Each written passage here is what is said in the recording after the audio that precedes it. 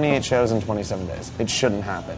We should break down, we should get in a fist fight, but hopefully we'll get through this. 23-year-old Sean Carlson is a nascent music promoter based in LA. 5 years ago, he founded an indie music festival there, now called the F Yeah Fest.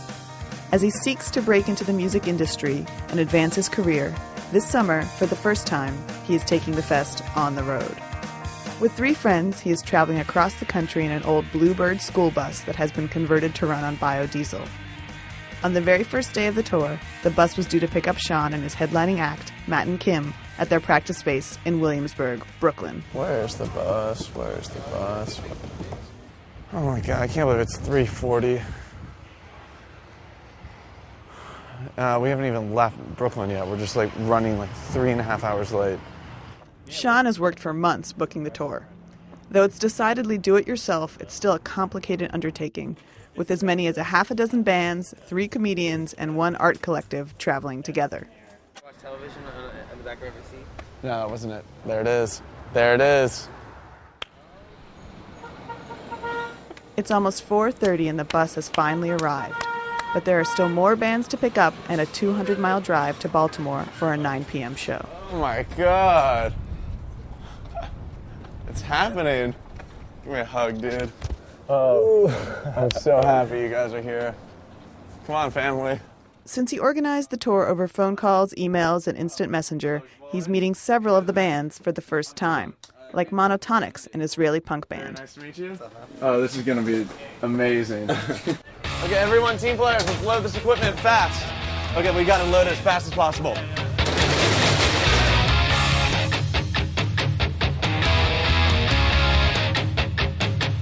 Tell them to stop, tell them to stop, just tell them to stop.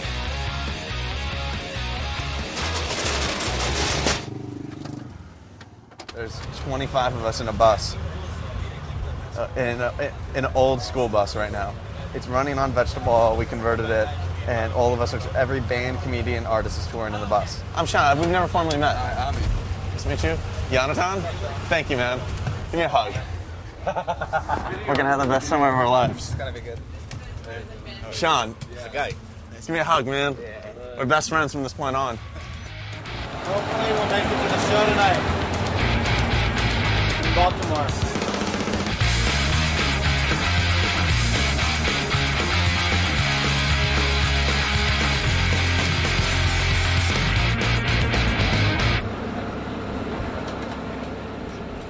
Everyone's going to do 25-minute sets. Matt and Kim will do a 35-minute, and it'll be fine. Tonight's a warm-up show. We're late, so we should stick to this. Yeah. And on the outskirts of Baltimore, Sean is shortening the time each band will play because they're already behind schedule. Monotonics are going to play on the floor. Is this the venue?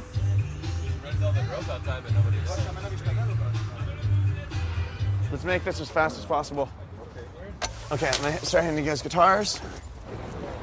We gotta do this fast, we're late.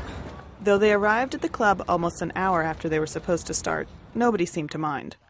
And the crowd that was there was already amped. It's very rare for Baltimore for people to show up to anything before 11.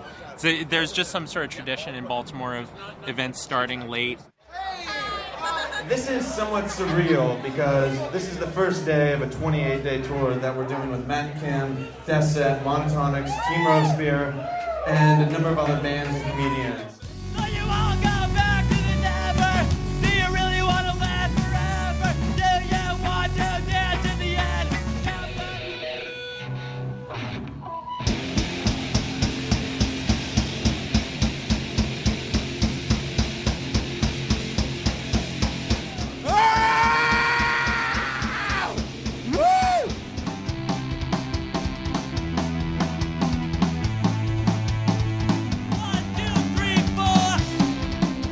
Sean has booked most of the tour to be all ages. There are kids as young as 14 in this audience. So we're all done here. And do it again, another 27 times. Around 2 a.m., the crew begins to break down the gear, and Sean collects the money from the club's manager.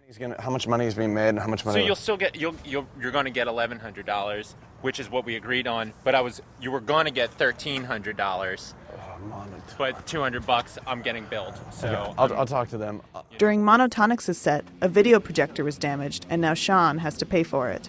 One of the many costs he didn't budget for. Ollie broke the projector.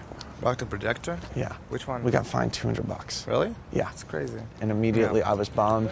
You know, this happens. It's just It probably sucks, dude. like Yeah. gonna happen once in this tour. That's it. Okay.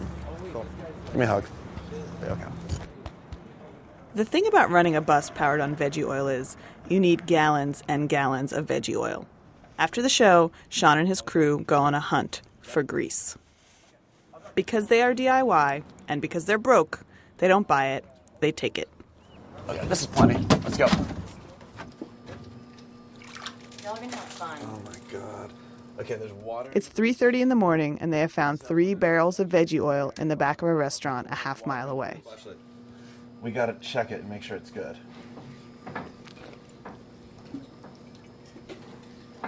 Right here, we just, in about less than a minute, we just made $20. Touring across the country, the main expense that any band faces is gas. the gas. That's And if only- you're a small band, like in some of these bands, like they can't afford to tour anymore, and that's how you make it in the business. There's something that could be said, and especially for John and I, it's the DIY aesthetic. It's do it yourself. Don't wait for anyone.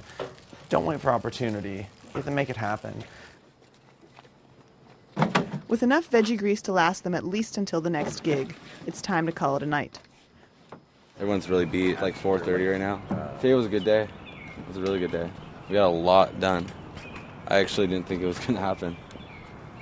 We're going to sleep for the first time in a while. But hotels are not in the budget. Instead, every night Sean and his crew crash with a friend of a friend of a friend, or anyone else who'll have them.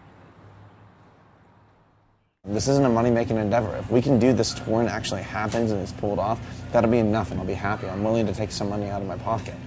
It's not necessarily about money. It's about going on this adventure and being able to travel in this old church bus across the country running on vegetable oil with bands, comedians, and artists.